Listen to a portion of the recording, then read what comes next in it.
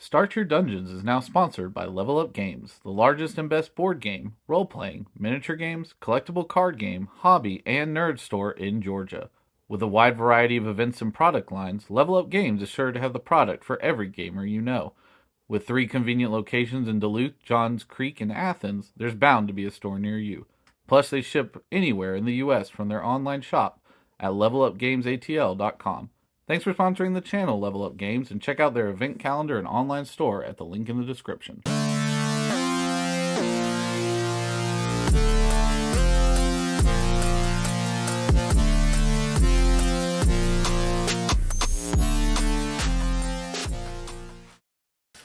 Hello everyone, welcome to Start Your Dungeons. I'm Adam. I'm Bryce. And today we're going to talk about Skytear. Skytear! The card-driven miniature game inspired by MOBA's video games. Yeah. So, whenever, you can see all the stuff. So, what comes in this box? Tons. So Skytear is I'll start off by saying it is a board game, but it is a miniature skirmish game as well. The kind of idea behind it is you are playing as these deities or gods and playing very similar to anyone who's played a MOBA like Dota 2 or League of Legends, trying to attack towers and destroy your opponent's base. So you get this board. It is double-sided because you can play more than just the small amount of 4 heroes that come in this box for each side. You get 2 heroes for every one of the 4 factions. There's basically green, red, blue, and yellow, and they all kind of have a distinct design to them. Red is very much like sort of like kung fu and sort of like Asian mythology sort of style. Yellow, it feels very much more like Middle Eastern sort of style and design. Blue is much more like, I want to say like Slavic, sort of like Alaskan sort of design, like winter northern. And then I love the green are all like ancient Aztecs. Yeah. So they all have a specific design. You get 2 characters for everyone. You get 4 individual minions for each faction. You get this beast who sits in the middle of the board and basically can attack people. You get a bunch of tokens for all the different statuses. You get a bunch of tokens to mark on the board where you're at for points. You get cards. There are cards for every character in the game that kind of talks about their stats. And then you also have cards that you actually build a deck with to play with and use resources. You also get the rule book for this. I will say now, go ahead and go online.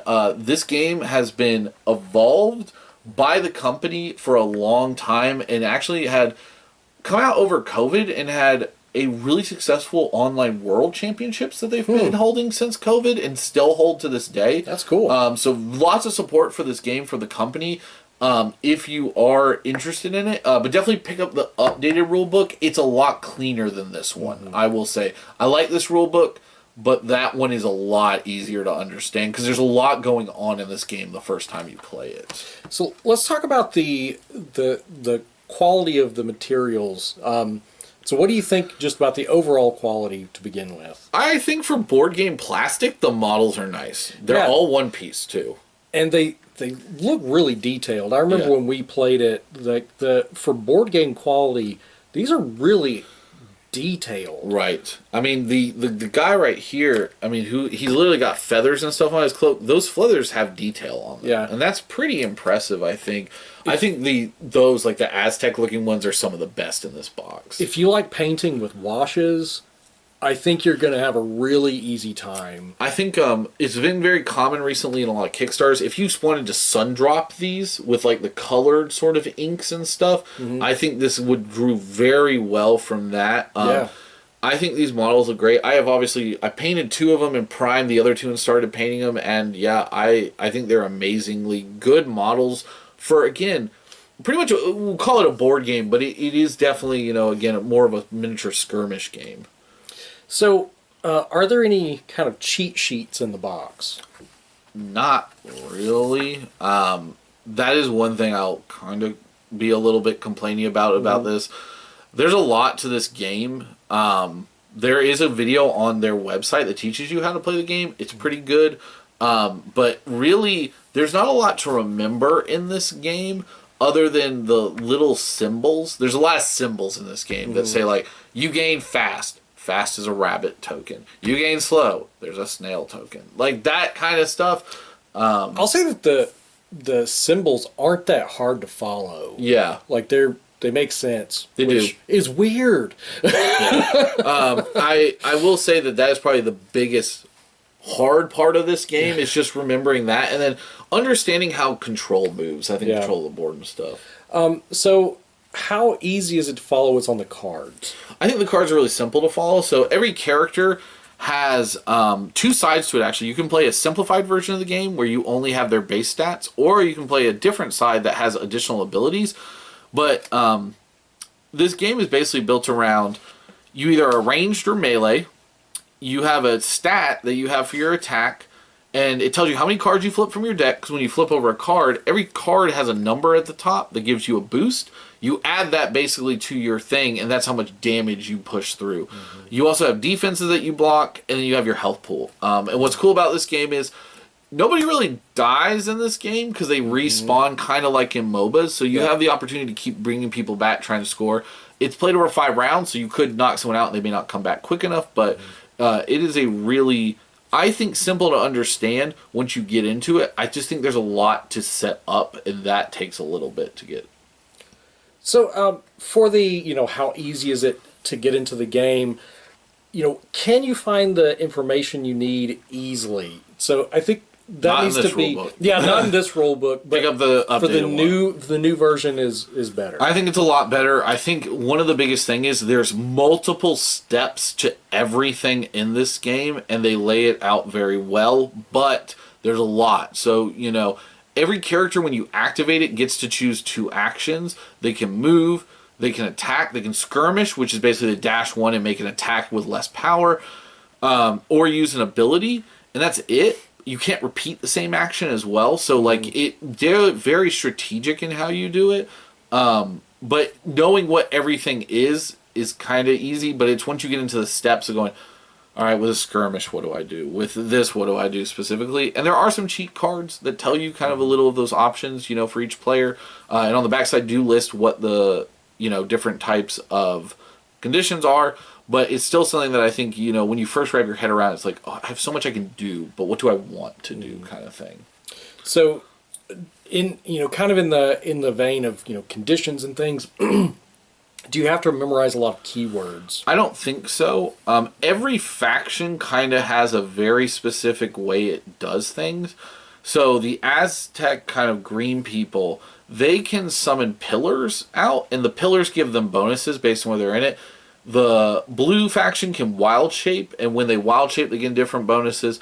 The sand people can summon illusions of themselves, and they get bonuses if their illusions are out. And the red ones do a lot of marking enemies, and when you mark things, you usually get a bonus. Like if he marks them from range, she can teleport and instantly hit it.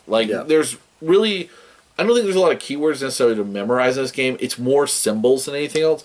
There's a few keywords in here, but you pick it up quickly. I think once you get into it, again, I think getting into the game is the daunting part. Yeah. How much time does it take to play the game? I would say when you get this down, 30, 45 minutes. It is not a long game once you get it down. We played it recently, and it took us maybe 45 minutes. It took longer. But I was like a complete beginner. Yeah. I didn't know anything going into it. And honestly, it takes longer to set up sometimes than it does anything else, because there's just a lot has to be placed on the board. There's a lot of tokens in this game, so get ready to place a lot of tokens.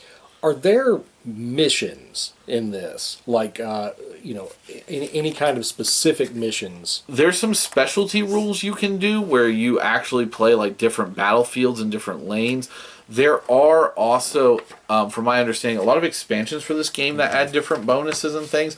I want to say there are some expansions as well that work to give you different types of game modes, but I do know that the main game mode is still just fight, kill the base. It's just depending on what board you use, because this is the 2-lane board on this side. There's a 3-lane board, which is like a traditional MOBA game on the other side. So is this a complete game? Could you take this to an event? Yeah, you could. And there are events for this game. I think this is really a great thing about this. You could take this to an event. There are expansion boxes for every faction. I have them. They come with 4 characters for every color. There are some characters that are dual colors, which is really cool. in some cases, and they kind of work between both sides. You usually build two color armies in most cases, and kind of use that because your heroes generate mana every round, and then you have to spend mana of that color to be able to play cards onto people.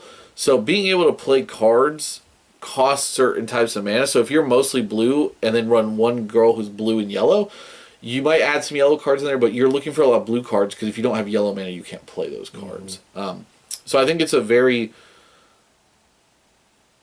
very cool system that is like, it takes a little bit, I think, to understand, like with team building, just how to make it work. But you could play this in an event if you wanted to.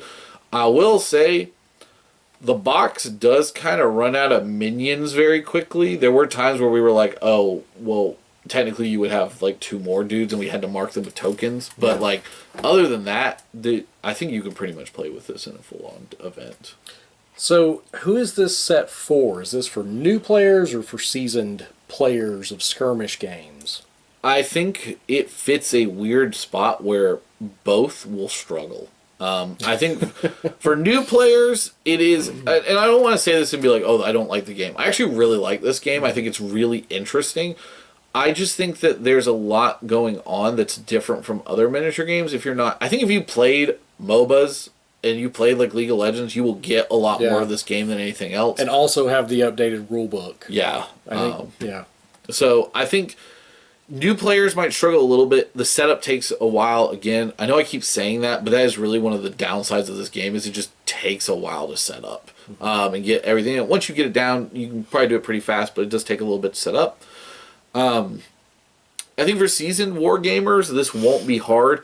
It is a little bit different from a lot of other miniature games, I feel like, because it's objective based, but it's not. It's like it's hold objective, but then the objectives move. Yeah, they're changing, and like wherever who has the most control moves the objective closer, and then it deals damage to towers, and it can shift back and forth.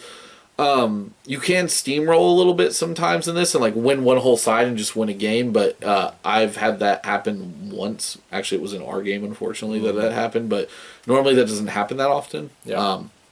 But I do think if you're going to get into this game, great game, please pick up the updated rules and make sure to read them through because there's a lot going on and being able to understand what you do in each instance, like when you flip cards, because that's a huge part. How many cards I flip? Where do I add? Where do they, placing cards down to give yourself more additional control points at the end of the round, things like that. There's a lot going on in this game, and I think you just want to make sure that you have a rulebook ready, have the updated one, read through it before you play, and then definitely like have it out while you're playing. And would you keep playing based on this box? Yeah, I mean, to be fair, I bought this box and then bought all the expansions that were available for it at the same time because I was like, I'm just going to go full force into it because it looks really cool. And I had watched a lot of play. I'll give a shout out to Team Covenant. During COVID, they played this game very heavily, and you can find a lot of their stuff on their YouTube channel if you're interested. They had the designer on and stuff for it. So if you are interested, there's a lot of people who play this game. There's a great online community for it, which is really cool. You can play online with people. But I think based on me buying it, yes, I do like this game. It doesn't hit the table enough, I think, in my opinion, because it is one of those games where if I had to teach it, it does take a little bit to teach, and it does take some time. But like if I had more people who knew how to play it, I could probably drop this on the table and play it pretty quickly with some people. And also too, like the variety is nice now that I have that because I have enough to where you can run a full red force if you wanted of people. So. What about you? What would you based on your one game, are you interested in like playing more of this? So I'm not as into the MOBA-style stuff. If I got this, it probably wouldn't hit the table a lot. Right. I do like the miniatures, and I think I could get use out of the miniatures. Miniatures are really nice. This was $100 when I picked it up, and you can also pick up the starters, like extra expansion. I just think they're like $40, $50. So like, there's not. And then they have like monster expansions as well and other ones. They have a whole bunch that's come out. Some extra like little campaigns and things like that. That basically, the community has helped build the story of the game. So the actual storyline that they do, they actually at events fight for it to determine what happens, which I think is really cool. So I think, yeah, the miniatures are really nice. So if you're looking for like specific models that have that sort of style, like these are really nice. I actually think the minions are really cool and would be cool for just a war game to use as like little pieces for a war game, like placing areas of control and stuff like that. Yeah. Yeah, yeah. Like I said, I mean, it probably wouldn't be one of my first choices, but I also have a very small range of skirmish games that I want to play. So Yeah. take that for This what one, you will. I think this one is very good, but it definitely feels like one that like you got to get people who are really interested in wanting to play it. Yeah. Because once you get people who are interested in playing it, then you're gonna probably have a lot of games and a lot of fun with it. But I don't think this is one I drop on a table at a board game night and go, "Oh, let's play it." It's more of a, "Hey, we're gonna play this. Let's sit down. Let's learn it." And like, We need advance warning. yeah, like don't maybe not drop it off of your local friendly local game store unless these types of games do well. I think it is very area of control. So if you do like area control games, this is a good one for that. If you do like kind of a little bit of deck building in your games, it's good for that as well. This game I know is available at Level Up Games, so if you are interested in picking it up, you can check out their website down in the link below and pick up a copy of the game. So let us know your thoughts on it. If you have played it, do you like it? What's your favorite faction that you like to play in it? And if you haven't played it, tell me why or why not you would be interested in playing. Because I do think this one is a little bit of a dividing game in terms of whether or not you're either going to really enjoy it or I think it's going to be something that's just not for you kind of style. So, all right. Well, thank you again for y'all's support as always, and y'all take care. Bye. Bye.